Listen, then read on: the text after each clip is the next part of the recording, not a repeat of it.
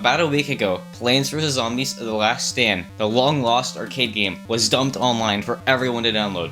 After 12 years, we finally have it in our hands, and after 5 minutes of messing with some config files, I got it running. Seriously, I have no idea what the people in that thread were doing, talking about needing patches and all that. I got it working the same amount of time it takes to open a water bottle. Anyways, The Last Stand is an arcade cabinet developed in collaboration with Sega Amusements. Yes, the same Sega behind Sonic the Hedgehog. Now that Sega owns Rovio, does this mean it's some weird cat-dog daisy chain that Plants vs. Zombies is now connected to Angry Birds? The cabinet itself is very Plants vs. Zombies, which is a very shocking approach, I know. The stool you sit on is a sunflower, which definitely appeals to the freaks on Twitter. You aim using a mounted pea shooter head and shoot peas at zombies. Occasionally, balloons carrying plant food will fly by, offering power-ups ranging from standard abilities like fire peas to completely made-up stuff like bubble peas, which make zombies walk in place before floating into the sky to heaven. What? All of the characters are from PvZ 1 since PvZ 2 was still in development at the time. So you've got your usual lineup: basic zombie, cone head, bucket head, screen door, football zombie. Yes, that's football zombie, not all-star, you fake fans! Pole vaulter, pogo, balloon, and the Yeti.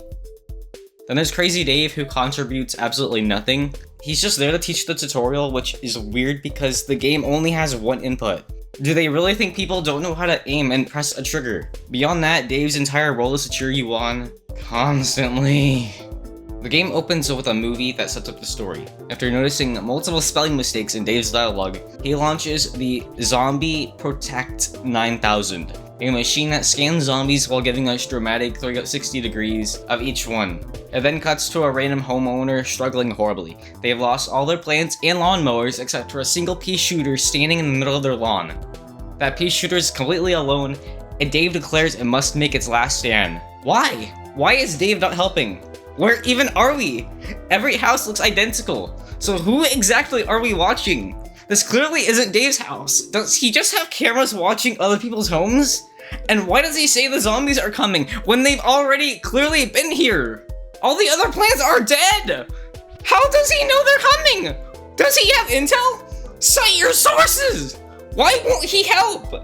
He helps the player in PvZ 1. He's nice to his neighbors, but suddenly he's just watching this poor pea shooter suffer. And all of this is happening with some bizarre nightcore version of Cerebral playing in the background.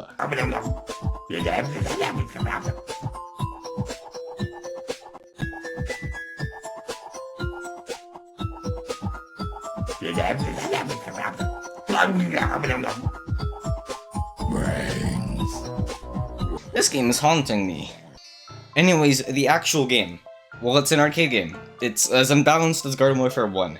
Painfully one-sided in the favor of the zombies. Trying to win the first level, unironically, is like trying to open a door with no fingers. Later levels just start throwing endless, high-health enemies at you until victory becomes literally impossible. I even checked YouTube and I could not find footage of anyone actually winning. When setting up the game, I explicitly put it on what was labeled as easy mode, and nothing changed. If this is easy mode, then college is the same as kindergarten. If you were playing this in a real arcade, you'd earn tickets for vanquishing zombies. Of course, I'm not in an arcade. I tried to find this game in a wild, checking every arcade I went to, but it just doesn't exist. I have never seen this game anywhere. It is an anomaly. And that's really all there is to it. It's an arcade game, designed to rip you off and drain your wallet. They did a good job adapting PvZ to an arcade format, but at the end of the day, it's still an arcade game, so it sucks by default. I do appreciate that they use the beta design of Sunflower in some of the menus. She looks like she got dropped on her head. Or maybe she just has brain damage from all the people constantly sitting on her!